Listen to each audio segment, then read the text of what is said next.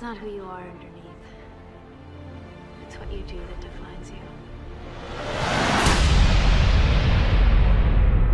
There's only one thing that's impossible, and that's to beat a man that doesn't give up.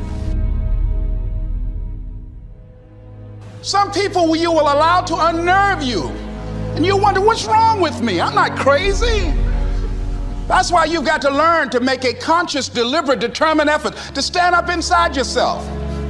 Working on yourself, watching that inner dialogue, it will determine the quality of your life. Realists are not afraid to look at the harsh circumstances of life.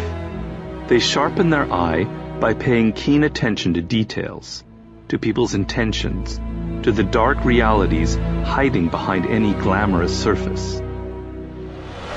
And you've got to learn how to tune out the critics outside and the critic inside.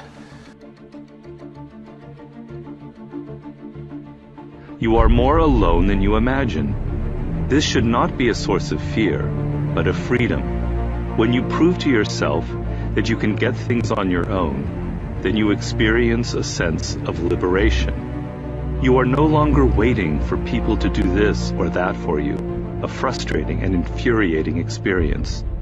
You have confidence that you can manage any adverse situation on your own. Think of it this way.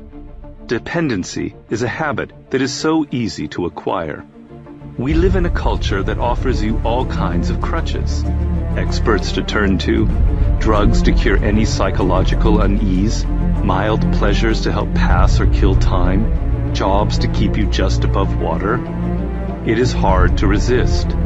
But once you give in, it is like a prison you enter that you cannot ever leave. You continually look outward for help, and this severely limits your options and maneuverability. When the time comes, as it inevitably does, when you must make an important decision, you have nothing inside of yourself to depend on.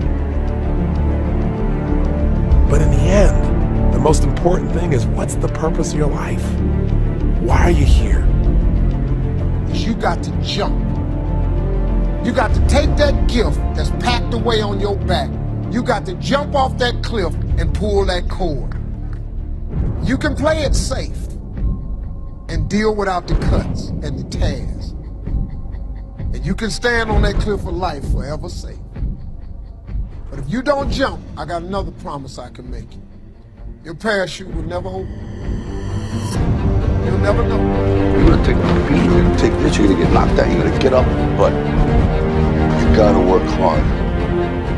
This 24 hours belongs to me. Right. And whatever I do in this 24 hours will determine where I'll be tomorrow and the next day. And I think that's what people need to focus on. Like, get off of this, I want to make 6 figures. I want to drive this car. I want to live in this house. I think what people should be focusing on is, I have 24 hours. Like, Oprah only has 24. Yeah. Bill Gates only has 24. Like, Warren Buffett only has 24 hours. And in that 24-hour period, I can either break my life or make my life. Through wins, through losses, through life, I just realized that if you say it to yourself and you look yourself in the eye and look yourself in the mirror and truly, truly believe that not a man alive can beat you, then that is the way it is. And putting it out there for the world to see, and then going out and doing it. There's no better feeling in the world than that. And it's as easy as that. Say what you're gonna do and go and do it. So listen to me. There are those of you who said, I want to be a millionaire. I want to be the best at this company, right? But your value system says you believe in sleep more than you believe in grinding. Your value system says you are a consumer and not a producer. That you're spending more money than you're making. Why? Because you're a consumer, but you're reading all the books and you're saying everything the books are saying, but those books are not in alignment with your values. And if you're going to go to the next level, your values are going to have to change. Talent and good intentions are never enough in this world.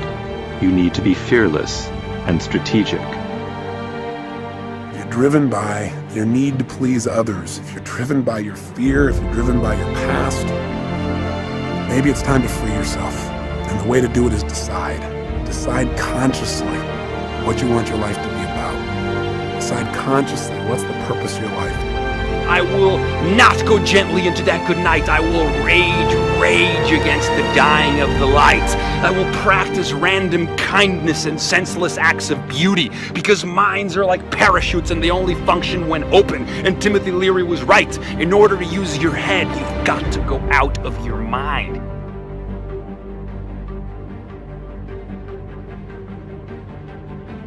It all comes down to controlling and mediating our attention. So if you are a wonder junkie, if you believe as Carl Sagan did that understanding is a kind of ecstasy, if you are hungry for the sublime, learn to control your attention. Learn to control your mind, your thoughts, because your creative and linguistic choices, the very words you use to map your reality, feed back into your reality. You are the painting, you are the paintbrush, you are the canvas, you are the question, you are the answer to the question you are looking for. You are also, my friends, the question. You are everything. We are everything. We are sentience. We are consciousness, the most sublime, miraculous thing in the universe. So you better be having a good time and authoring your fate. Turn your life into a living, breathing work of art, because anything less would be a tragedy.